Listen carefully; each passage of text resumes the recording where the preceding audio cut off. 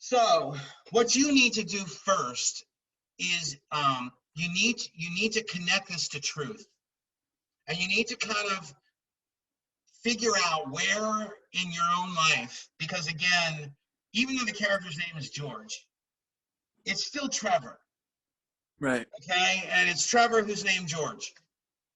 And it's Trevor who's named George in different circumstances.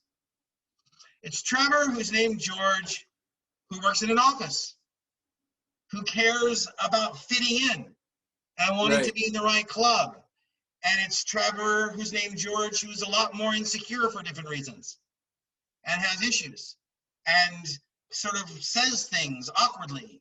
So you kind of have to figure out how it's still me, but with different circumstances. And so where have I, as Trevor, experienced situations like this? Okay. Have I ever been in a circumstance like this when I tried to kind of fit in at a place or talk to somebody at a place, at a bar, at a club, at a party, at a house, and I kind of talk and I'm trying really hard to say the right thing and I keep digging myself into a hole. And then finally I'm like, okay, I'm going to go. Has that ever happened to you? Yeah. I mean, definitely. it's happened to everybody. Yeah. So when it's happened to you, you start with that. That's what roots you in truth. Because that's what you, Trevor, connect to. Okay? So if I was to ask you, if that happened, when that happened, do you have a situation in mind when this happened to you? Yeah. Can you tell me one? You don't have. I do. I don't need to know what it is. I'm asking, do you have one? Do you have one? Okay. Now, if I was to ask you emotionally how you were feeling when you approached this person, trying to kind of like fit in or whatever you want to call that, what were you feeling? Were you feeling emotionally? Like extreme anxiety, but also extreme excitement. Yeah. Like so, kind of how you would feel about like being excited to like do something painful. All right. Okay. So it was exciting and nervous and so what would you call that? Would it just be panic?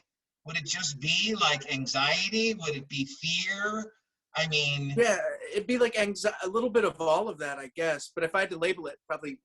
Well, you don't even have to give it a name. If you could just call it something, what would you call it? You could even just call it, blah, blah, blah. I don't know. But if you could call it something, what would you call that feeling? It could be a fuck. It could be that. Chaos. Yeah. Chaos. Yeah. Whatever. Yeah. You like chaos? Yeah. Like internal chaos, but in a chaos. Good, like wonderful, like unbelievable chaos. Right? Yeah, exactly. Okay. And when this happened and you were kind of approaching this person trying to say the right thing, what were you thinking about? Well, I was thinking I don't want to look like an idiot. Okay. So because there's no question I'm gonna go talk to them. Okay. And a lot's gonna come out of my mouth. Don't want to look like an idiot. So in your brain, you're thinking, just don't fuck this up.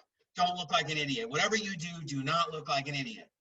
So a classic bumbling expert, by the way, when I played the bumbling expert on a number of different things, anxiety and to not blow it was what I used frequently. So I'm not saying you should use that, but it sounds like it's right up that alley where we have this sort of angst or whatever you want to call it, that sort of chaos as you're thinking, don't blow this, just don't blow this, just don't blow it. Would that be the vibe of what Trevor experienced when this happened? Yeah, absolutely. Okay, so that's where you start when you practice this scene. You use that to start. And I want you to get in touch with connecting to this material and what Zoe means to you. Okay. You need to find somebody in Trevor's life that is like Zoe. Okay. That you have a similar kind of obsession about. So you get that feeling. And you're going to use that just to give you a vibe. And this is the homework that you do to connect you and root you in the scene. Because it's still Trevor who happens to be named George under different circumstances. It's Okay. Trevor who's named George, who is not an actor. It's George who works in an office. It's George who Right, right. cares about the kinds of things that George cares about that Trevor doesn't. But it's still you, still your personality. And that's going to root you in honesty.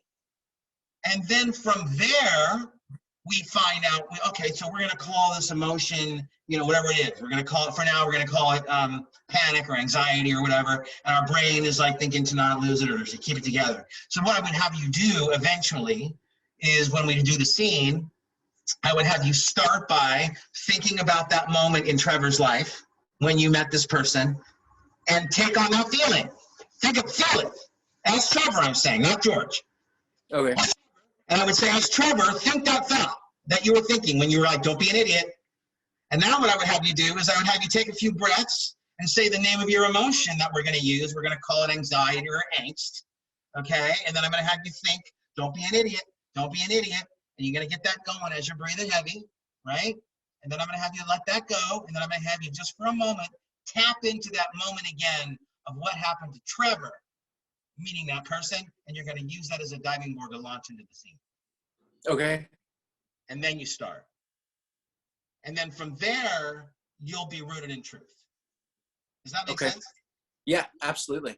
So it's a slight adjustment to some of the ways you and I have worked together. So the technique that I'm teaching, that I have to rewrite my book, is changing. Oh. Because I have found that this adjustment is so important because it roots the actor, including me, in an honesty that I felt like was missing. Okay. It's bringing the part of me, the soul of me, even though I'm not Brad. It is Brad who happens to be named George with different circumstances. Right. So you've got to use the assets, the personality of Trevor that work for the scene. You don't cut yourself off from them, you use them. Right. Does that make sense? Yeah, absolutely. A lot of the things that we did before are still going to be there. We're still going to do some breathing. We're still going to do the objective, but this is a really important thing to kind of start you on the right foundation of the